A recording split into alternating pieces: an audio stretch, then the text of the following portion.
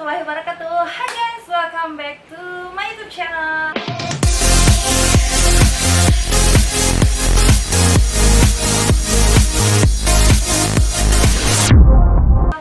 Oke, di video kali ini kontennya agak berbeda sedikit karena biasanya konten gue itu adalah review, unboxing atau juga pemaparan sedikit mengenai sebuah produk. Kali ini gue nggak mau ngenalin produk apapun karena di sini gue mau ngasih sedikit masukan buat kalian nih yang kayaknya tuh baru mulai gitu kan dan masih bingung gini, belum dapat gambaran apapun gitu. Nah, sesuai dengan judul video gua, tips sukses jualan online di marketplace. Kali ini gue bilang marketplace ya, dan ini jualan online bukan jualan offline, karena untuk sukses di jualan online dan jualan offline itu berbeda guys. Yang pertama beda tempat, yang kedua beda cara promosi, cara marketingnya beda lah kayak gitu. Terus yang ketiga adalah konsumennya beda, maksudnya tipe konsumennya. Kalau offline itu dia cenderung orang-orang yang nggak familiar sama yang namanya gadget. Nah kalau tipe jualan online itu mereka orang-orang yang ya tiap hari main gadget kayak gitu. Nah, yang pertama, kalian buat foto produk semenarik mungkin. Gimana sih caranya buat foto produk semenarik mungkin gitu kan? Karena yang gue lihat nih, jadi kalau misalnya kalian search aja, misalnya contoh ya, di sini kita bilang marketplace itu contohnya Tokopedia, Shopee, Bukalapak, Lazada, Elevenia, Blibli dan lain-lainnya itulah. Nah, kita kasih contoh sebuah produk misalnya caviar shampoo. Kalian cari aja di salah satu marketplace. Cari aja di satu marketplace misalnya Tokopedia kayak gitu. Kalian search nih, cari produk, ketik di tombol search-nya itu cari produk itu. Kalian ketik caviar shampoo, pasti keluar banyak banget yang namanya yang gambar caviar shampoo. Nah, tapi di antara semua iklan yang muncul itu, adakah kira-kira, pasti kan ada kan gambar yang menarik perhatian kalian gitu kan. Mungkin banyak juga yang kayak seller-seller yang, sorry ya kalau misalnya ada suara bayi karena di sini gue ditemenin sama dia. Cuman copy paste aja dari Google kayak gitu gambarnya. Nah saran gue di sini supaya kalian menarik minat pembeli gitu, dan supaya pembeli percaya, oh ini orang bener-bener jualan nih, produknya bener-bener ready stock nih di tempat dia kayak gitu.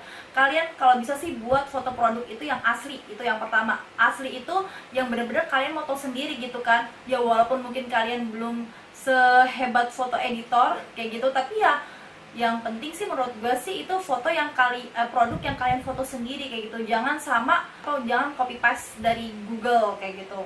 Terus yang kedua itu kalian edit itu nggak usah yang sebagus mungkin. Edit itu nggak perlu yang bagus banget kayak gitu, yang kayak profesional banget, nggak perlu kayak gitu. Edit itu bisa aja kalian cuma nih kalian atur cahayanya supaya foto itu terlihat lebih terang kayak gitu. Terus juga posisi produk gitu dengan ukuran picture-nya kayak gitu, kalian ukur sendiri kayak gitu yang pas kayak gimana. Terus juga kalau bisa sih ya tambahin misalnya logo toko kalian kayak gitu, kalau misalnya kalian punya logo toko, atau kalau misalnya kalian nggak punya logo toko kayak gitu, kalian belum bikin logo toko gitu ya, kalian kasih aja nama toko kalian gitu kan. Nggak mungkin kan kalian mau jualan online tapi kalian nggak punya nama toko, kalian belum mikir nama toko gue apa gitu kan, nggak mungkin kan. Pasti yang namanya udah mau jualan online itu pasti udah punya nama toko kayak gitu. Terus yang ketiga, diusahakan backgroundnya itu putih gitu, jangan yang warna-warna gelap lah, itu kan kayaknya tuh horror banget kalau misalnya kalian pasang foto terus backgroundnya gelap gitu kan, horror banget gitu. Orang nggak, menurut gue sih orang nggak malah takut kayak mau beli produk itu kayak. Nah itu tadi yang pertama mengenai foto produk. Terus yang kedua itu adalah mengenai deskripsi produk. Deskripsi produk itu menurut gue juga lumayan penting lah ya dalam menunjang kesuksesan kalian dalam berjualan online di marketplace. Nah kenapa? Karena foto itu belum tentu menjelaskan semuanya. Orang dengan foto belum tentu ngerti ini produk buat apa sih gitu kan. Nah disitulah manfaatnya dari deskripsi produk, untuk menjelaskan nih dari foto ini tuh ada sebuah produk, dimana produk itu bermanfaat untuk bla bla bla bla bla bla. Terus juga keterangan produknya, misalnya neto, misalnya juga cara pakainya, misalnya seperti itu. Misalnya kalian berjualan kerudung misalnya, kalian di deskripsi itu memaparkan nih warna yang ready apa, ukurannya berapa, bahannya seperti apa, nah seperti itu. Nah kalau bisa itu dalam menuliskan deskripsi produk itu kasih penjabaran yang sejelas-jelasnya, jangan sampai nih informasinya setengah-setengah kayak gitu. Nah terus kalau bisa kan kopas, Karena kebanyakan orang kalau menjual produk online itu kebanyakan kopas kayak gitu kan. Tapi ini juga kurang lebih ya, informasinya nggak tahu benar nggak tahu salah gitu.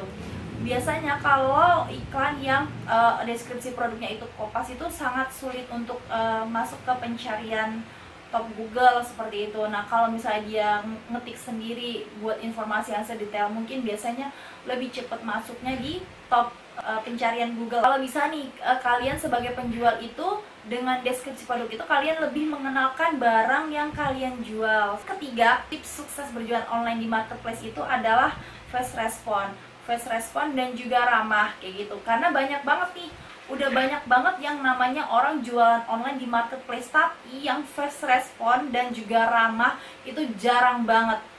Termasuk gue. Jadi kenapa? Karena gue itu tipe orang yang ada orang bawel gitu, terus ya walaupun gue pas udah ngetiknya gue balas ramah mungkin, tapi kalau misalnya gue baru baca itu gue bakalan, ini orang apa sih bawel banget sebenarnya. Nah itu jarang banget gitu loh ada yang penjual yang ramah dan juga fast respon kayak gitu. Karena kalian bisa lihat dari bahasa deskripsi produk itu seperti apa gitu ya.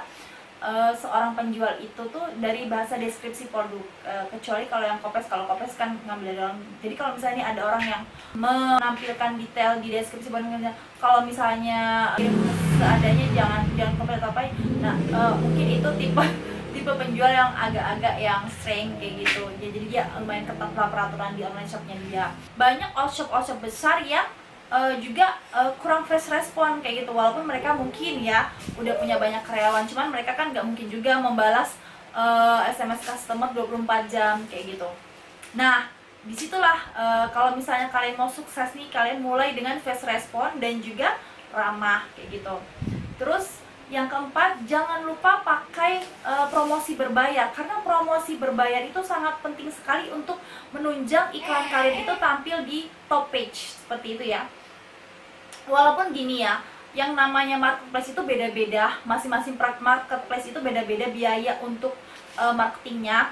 Jadi kalau misalnya kayak di Tokopedia itu dia minimal, setahu gue ada yang gue pernah coba iklan, kalau yang sekarang ini yang di Topets itu ada yang minimal itu 200 perak per sekali klik.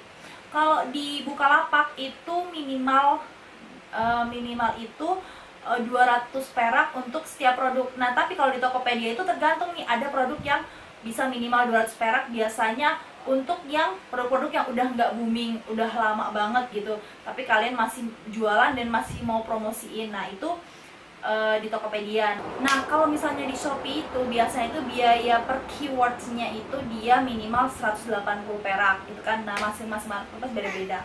Nah itu dia tadi tips dari gue untuk sukses berjualan online di marketplace. Insya Allah kalau misalnya nanti gue ada ide-ide lagi mengenai ya tips-tips lainnya, nanti bakalan gue sharing. Jangan lupa untuk like, subscribe dan juga share ke seluruh sosial media kalian. Dan thank you, bye bye.